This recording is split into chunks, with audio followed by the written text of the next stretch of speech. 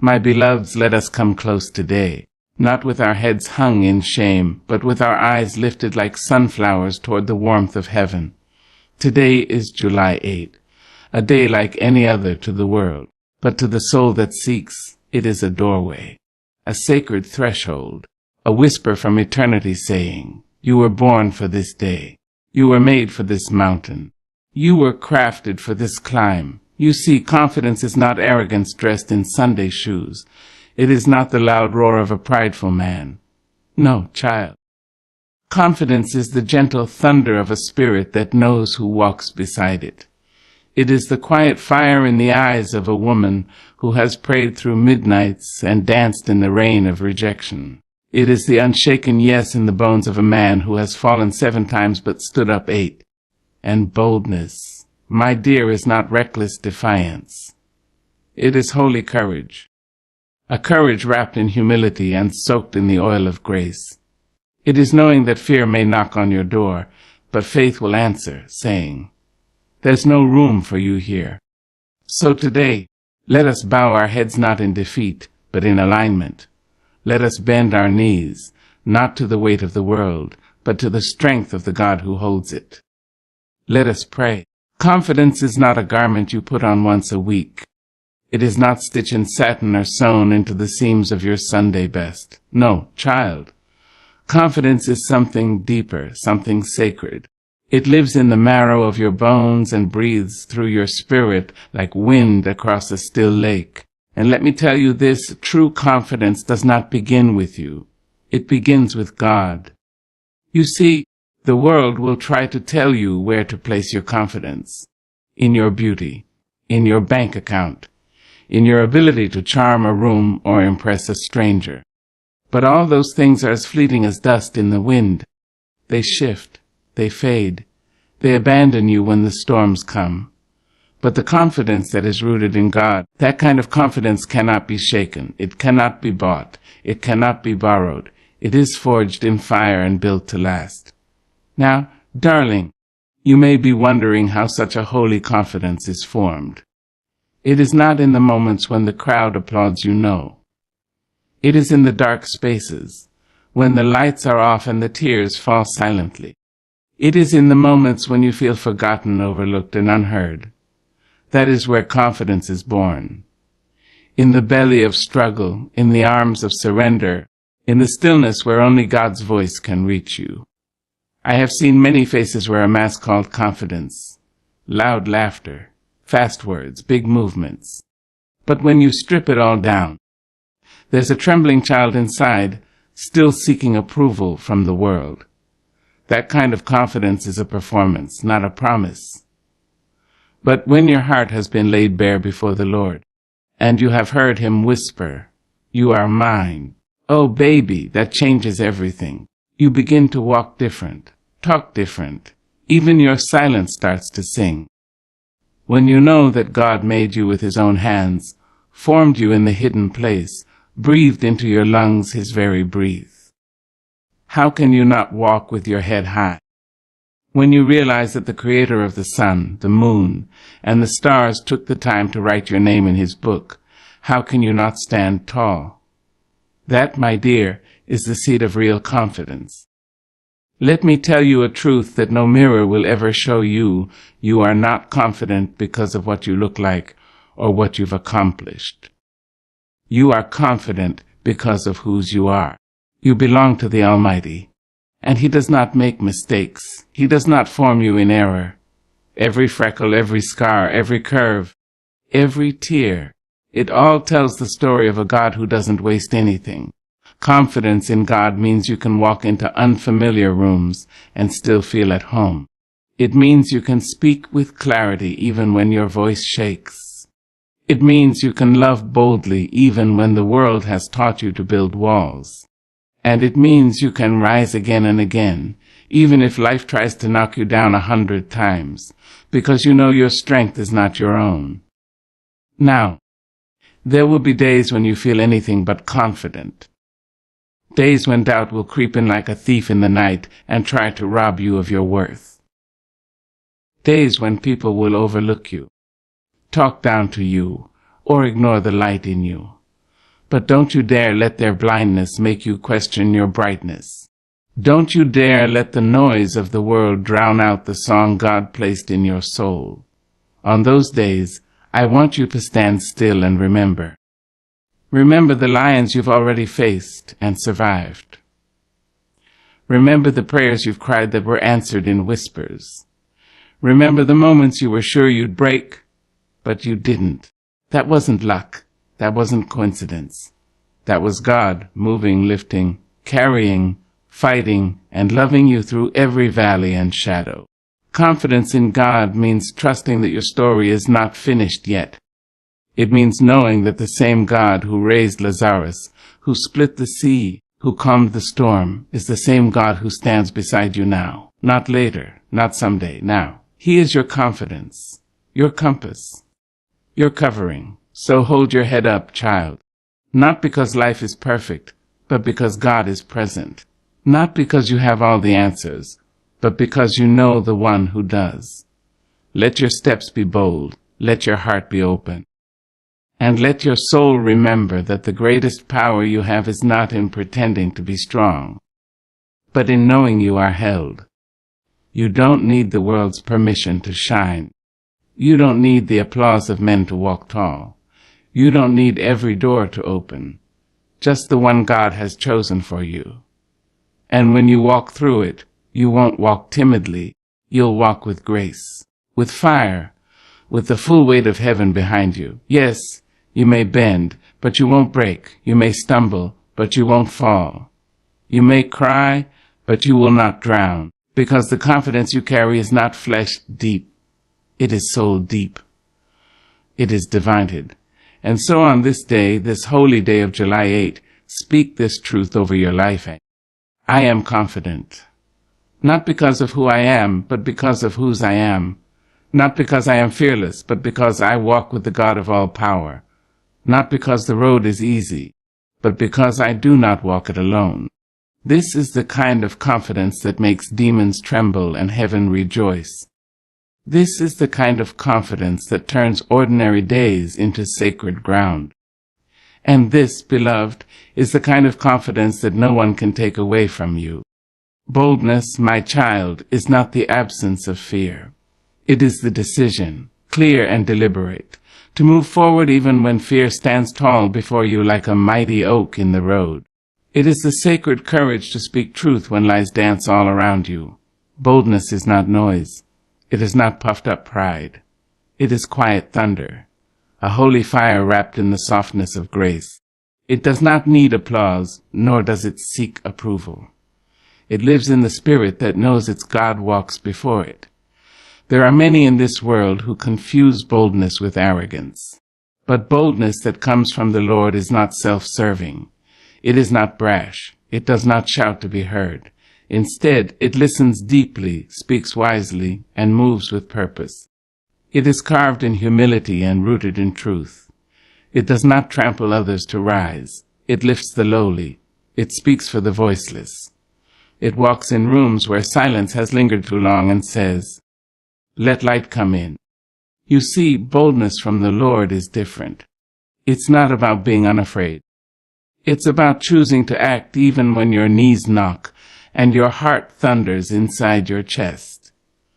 It is Esther standing before the king knowing her life hangs in the balance but saying, "If I perish, I perish." It is Moses, slow of speech, standing before Pharaoh and demanding the release of a nation. It is Jesus, silent before his accusers, knowing that power does not always shout. It sometimes bleeds. Now let me tell you, this boldness doesn't always wear a crown. Sometimes it comes in the form of a mother rising before dawn, praying over her children with tears in her eyes. Sometimes it's a young man choosing honesty when a lie would be easier. Sometimes it's an elder woman, frail in body but strong in spirit, telling the truth nobody else dares to speak. And sometimes, yes, sometimes, it's you, beloved, rising again after the world has knocked you down. God's boldness shows up in places where people least expect it. It's in the hands of the quiet worker who refuses to compromise their integrity. It's in the voice of a child who says, No, I won't go that way. It's in the heart of a man who chooses kindness over revenge. This boldness, the one born from faith and nurtured by the Spirit, doesn't shoot to be seen. It just keeps standing when everything else falls. And oh, how we need boldness in these days. We live in a time where fear is dressed in every color, where uncertainty knocks on every door, where despair clings to hearts like heavy chains. But I came to tell you fear has a name, but faith has a louder one. Fear may raise its voice, but it cannot silence the one who walks with God. You may say, but I am small. And I will tell you David was small, but he ran toward Goliath. You may say, but I am not wise. And I will remind you Solomon asked for wisdom, and God gave it. You may say, but I have failed too many times. And I will lift your chin and say, so did Peter, and still he walked on water. A boldness does not come from perfection. It comes from presence, from knowing that your God is with you, from remembering that you were not placed on this earth to hide. You were not born to blend in. You were not crafted in the womb to play small. No, darling, you were made in the image of a bold and mighty God, and there is fire in your belly and purpose in your bones. So walk into rooms that make you nervous. Speak the words you've held back for too long. Dream dreams that terrify your fear.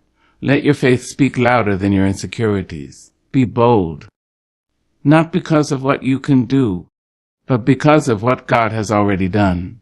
Not because the path is clear, but because you know who orders your steps. And hear me when I say this boldness will cost you. It may cost you comfort. It may cost you popularity. It may cost you relationships that were never rooted in love. But boldness will also clothe you in freedom. It will bring peace to your soul and strength to your stance. It will open doors you never dared to knock on. And it will show the world that the God you serve not asleep, not distant, not powerless, but active, present, and mighty. Let them say you are too much. Let them say you are too loud, too brave, too different. Let them whisper. Let them wonder. But do not let them stop you. Because boldness isn't about proving something to them. It's about proving something to yourself. That you will not be ruled by fear, that you will not shrink when God calls you to rise, and that you will live every day as if your life matters. Because it does. There's a lion in you. And not because you're fierce, but because the Lion of Judah lives within you. When you speak, let it be with clarity. When you walk, let it be with courage. When you love, let it be without limits. And when you pray, let heaven hear the boldness in your cry. Let this July 8th be more than a date. Let it be a declaration. Let it be the day you decided to stop apologizing for your calling. Let it be the day you chose to stand up, speak out, and step forward. Let it be the day you remembered who you are and whose you are. You are a child of the Most High God. You are not overlooked. You are not forgotten. You are not too broken, too late, too little, or too lost. You are bold because He is bold. You are fearless because He is with you. And you will face every mountain, every storm, every challenge, not with trembling, but with truth. So go on now. Be bold, be brave, be blessed, and never forget, heaven is backing you. Prayer, child, is not a performance.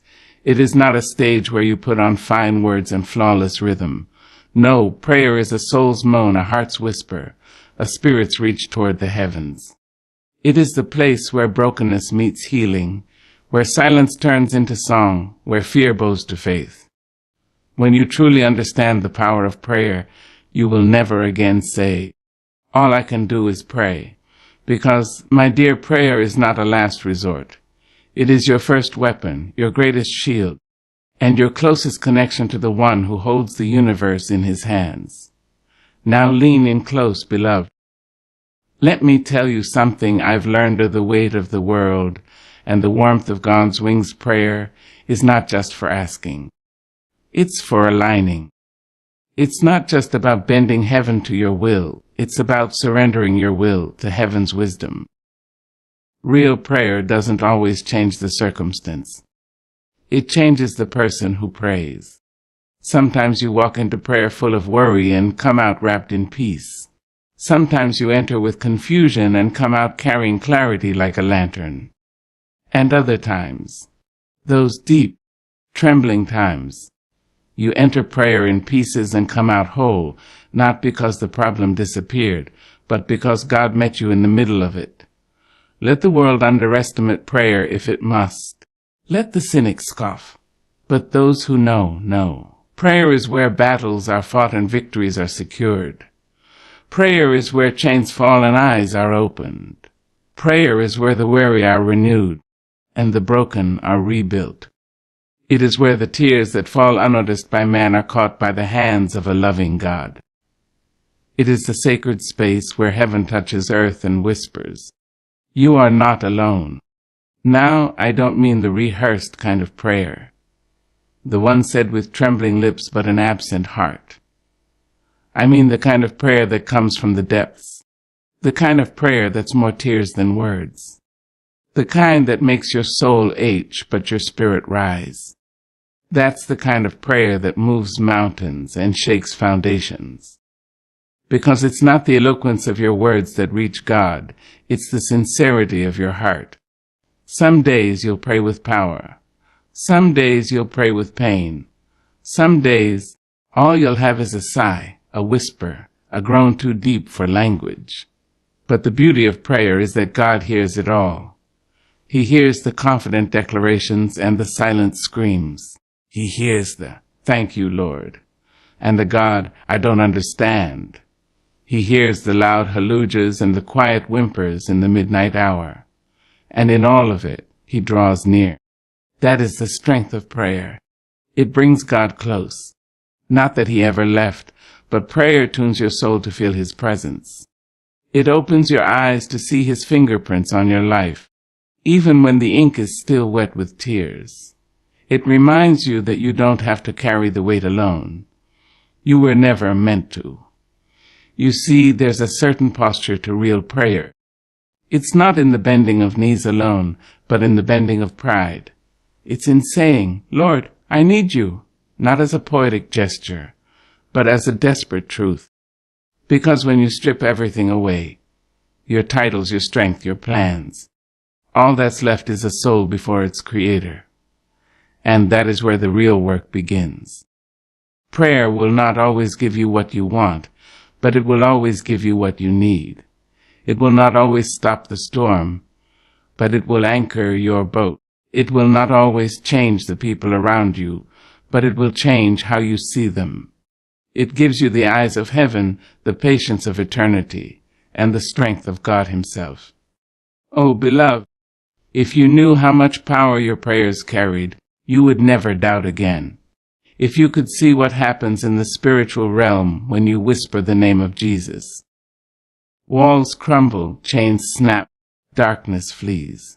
There are angels who respond not to titles, not to bank accounts, but to the sound of faith-filled prayer.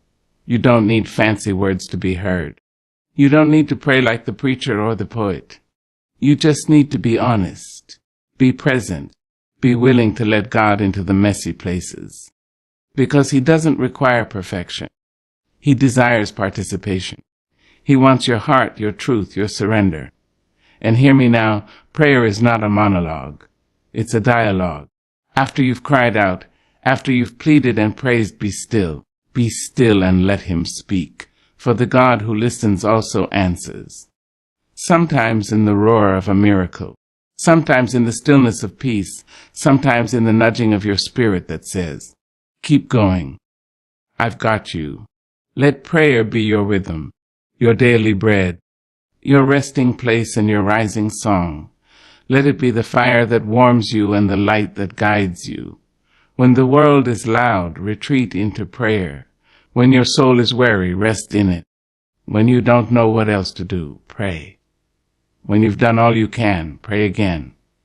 Not because God needs convincing, but because your heart needs aligning. And know this, you are never too broken to pray, never too far gone, never too late, The door to God's presence is never locked, and your access is not based on perfection but on grace. You don't earn it, you enter it. Boldly, faithfully, let this day, this blessed day of July 8, be a turning point, a fresh breath in your walk with the Lord. Let today be the day you stopped seeing prayer as a ritual and started seeing it as a relationship. Talk to Him like you talk to a friend. Cry to Him like you cry to a mother. Listen to Him like you'd listen to wisdom carved in the stars. And when you rise from your knees, don't leave that place unchanged. Walk like someone who just met with the King. Speak like someone who has heaven backing their words. Live like someone whose spirit has been watered by divine presence. For you, my dear, are a praying soul. And the world doesn't know what to do with someone who prays like that. Let the fire of prayer burn bright in you. Let it never go out. And let your life from this day forward be the evidence that prayer is not just a whisper into the air. It is a conversation with power, with love, with the God who still moves mountains. There will come a time, my dear, when the winds will howl and the clouds will gather low. A time when the sky of your soul darkens and the road ahead vanishes beneath your trembling feet. And it is in those moments, not in comfort, not in calm, but in chaos, that you must remember this holy truthing: God is present, God is powerful, and God is enough. Challenges you see do not arrive at your doorstep without purpose. They do not knock just to disturb your peace. They come to introduce you to the strength you forgot you had. They come to lift the veil and show you the God who stands steady in the middle of every storm. Every hardship, every trial, every fiery furnace is not the end of your story. It is the shaping of it. You may wonder, why now? And oh, that is a question as old as time. But child, don't you know? Diamonds are made under pressure. Mountains are climbed with shaking legs. And faith is not grown in sunlight alone. It is deepened in shadow, in midnight wrestling, in seasons of silence where only God's voice can soothe you. When challenges rise, you have two choices: you can crumble beneath them, or you can stand, not because you feel strong, but because you know God is. And oh, what a glorious strength He gives. It's not always loud, it's not always seen. Sometimes it's a whisper that says, keep going. Sometimes it's a peace that makes no sense to the mind but fills the heart like morning sun. God never promised a life free from trouble. He promised His presence through it. He said, when you pass through the waters, I will be with you. Not if, but when. Because He knew the floods would come. He knew the fires would burn. But He also knew that His presence would carry you through what would drown others. And that, my love, is where true strength lives. Not in avoiding hardship, but in facing it with faith. In lifting your head when the world tries to bow it. In saying, I will not break, because my God holds me together. That kind of strength is not taught in textbooks. It is written in the lines of your story, in the chapters where you thought it was over. But grace turned the page. Let me tell you, strength in God is not about never crying. It is not about walking through fire and pretending not to feel the heat. No, strength is found in the tears you cry while still moving forward. It is in the trembling voice that chooses to praise. It is in the soul that says, I don't understand, but I still trust. And oh, how sweet it is to trust, not in the outcome, but in the one who holds the outcome. Because God does not fumble. He does not lose track of your tears or forget the way to your heart. He does not make mistakes with your life. Even the pain has purpose. Even the delay has direction. Even the no is a protection you don't yet see. Sometimes the challenge is not the enemy. It is the evidence that you are growing, the evidence that you are being elevated, the evidence that the enemy is threatened by the light in you. And when all of hell tries to shake you, you must plant your feet in the soil of faith and say, I shall not be moved. It is in the pressing that the oil flows. It is in the breaking that the blessing is birthed. And it is in the challenge that the change comes. You, beloved, were never meant to live a small life. That's why the challenges seem so tall. The enemy does not fight what does not threaten him. So when you feel the storm rising, lift your eyes higher. Don't measure your problem, measure your God. Don't count your enemies, count your promises. Don't rehearse your pain, recite his power. For he is the same yesterday, today, and forever. The same God who parted the sea walks with you now. The same God who shut the lion's mouth will silence your doubts.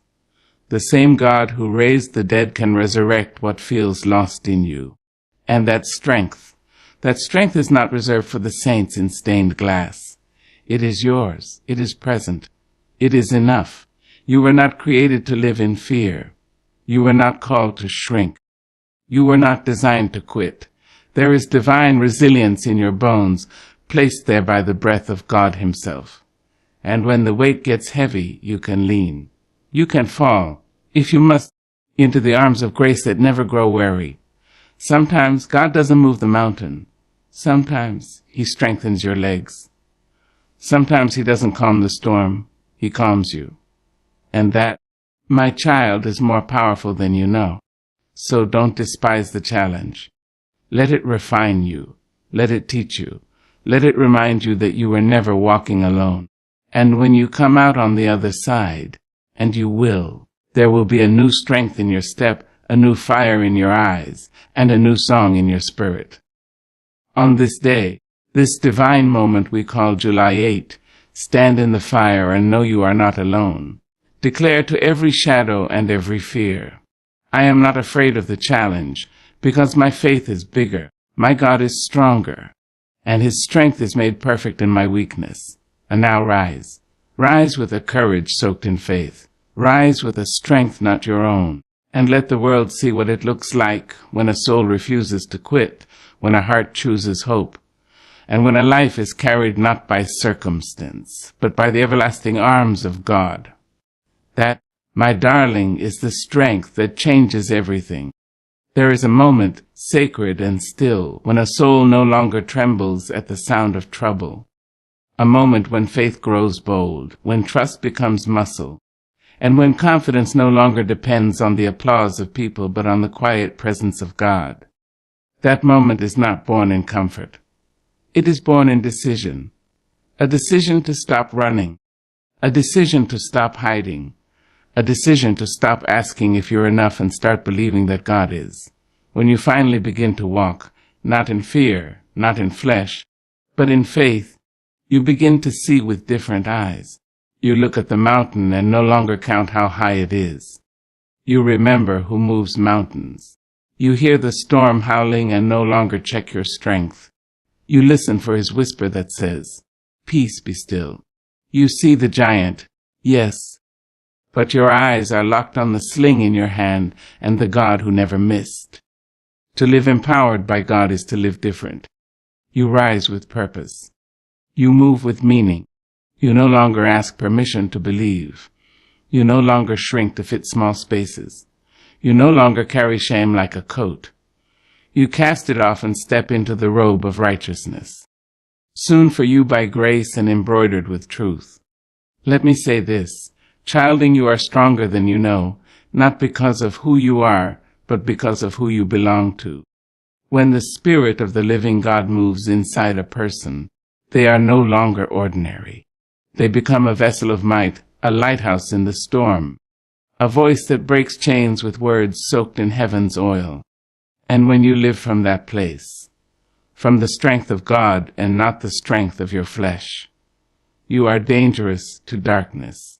But understand, beloved, that kind of strength be chosen. It must be walked in. It is not automatically felt. It must be activated by faith. That means you wake up and declare before the day even begins, Lord, I trust you, Lord, I need you. Lord, go before me. Be the fire in my voice, the power in my steps, the shield at my back. You don't wait to feel strong. You speak strength until it rises. You don't wait for fear to leave. You move anyway. You don't wait for all the answers. You lean on the one who already knows the way. And when you lean on God, really lean, you'll find a strength that doesn't bend beneath sorrow. You'll find a hope that doesn't drown in delay. You'll find a joy that sings in prison cells and a peace that makes no earthly sense. Because the strength of God isn't about pushing harder. It's about surrendering deeper. You see, people think faith is soft. They think trusting God is passive. But trust, child, is the fiercest kind of strength. It is the refusal to be shaken by what you see. It is the declaration that God's word is truer than your worry. It is the ability to walk through fire and believe not only that you will come out, but that you will come out better, brighter, bolder. And what are the challenges? They will come. Life will try to steal your confidence like a thief in the night. It will throw disappointment like stones, hurl loss like wind, and paint fear on your window like frost. But the God who formed you knows exactly how to shield you. And not only shield you, but send you forward with power. You were not created to live timid. You were not crafted in heaven's image just to survive. No, you were made to thrive. You were made to stand when others sit, to speak when others whisper, to believe when others doubt. Because God's strength in you is not a feeling. It is a force. And when you begin to operate in that force, you shift atmospheres. You walk into rooms and bring light with you. You enter battlefields and carry peace. You pray and heaven responds. Let me remind you of something deep and true. Faith is not fragile. It is not weak. It does not break when pressure rises. Faith grows teeth. It digs in. It refuses to move unless God says so.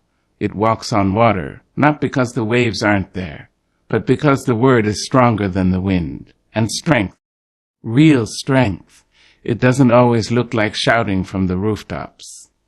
Sometimes it looks like staying when everything in you wants to run. Sometimes it looks like loving when you've been wounded, forgiving when you've been wronged, giving when you feel empty. That kind of strength is not taught in school. It is learned in the quiet place with God. It is grown in the secret battles no one sees. It is the fruit of a life fully surrendered. So let the world call you weak for trusting God. Let them laugh when you pray instead of panic. Let them mock when you speak faith over facts. But you keep on, because every time you declare God's truth, you are tearing down strongholds. Every time you trust Him, you are breaking generational fear. Every time you rise up in His strength, you are writing a new legacy. Let this be your July 8 anthem. Let it be your song and your sword. I will not fear, for my God is with me. I will not faint, for His strength carries me. I will not bow to worry, to shame, or to doubt, for I walk with heaven's power in my soul. You don't need a crowd. You don't need perfection. You don't need everything to go right. You just need to keep showing up, keep believing, keep holding on. Because when you do, heaven moves. This is the day, child. This is your moment. Not to pretend you're strong, but to declare that His strength is enough. Not to avoid challenge, but to face it with faith. Not to shrink back, but to rise. And when you do, when you truly rise, you will discover that you were never alone, never powerless, and never forsaken. You were chosen, equipped, empowered. So step forward, not with trembling, but with trust. Not with fear, but with faith. Not with weakness, but with the strength of a mighty God who has never lost a battle. And He won't start with you.